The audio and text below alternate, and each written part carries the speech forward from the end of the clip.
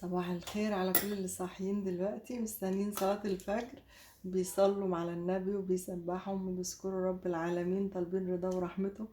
وهنعمل أحلى كوباية نسكافيه عشان نصلي الفجر واحنا فايقين وناخد كل بركة البكور إن شاء الله. ربنا يكرمنا جميعا.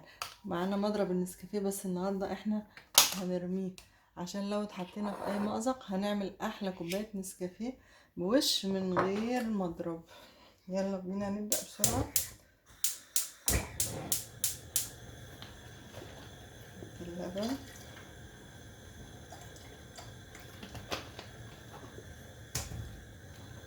اي برطمان فاضي عندك، اي ازازة، اي برطمان. افتكري ان احنا رمينا المضرب. اي برطمان صغير او كبير تحطي معلقة النسكافيه اللي انت محتاجاها. النسكافيه حسب الكمية اللي انت عايزاها.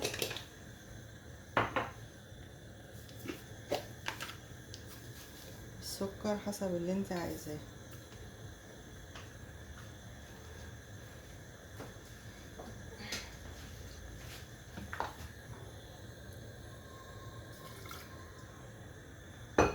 مية ساقعة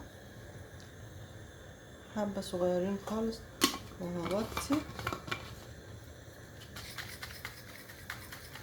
وارج المية والنسكافيه والسكر.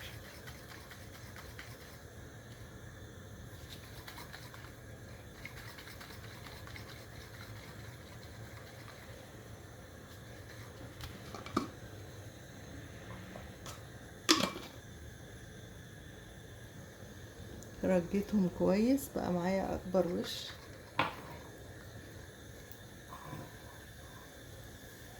اطفي على اللبن.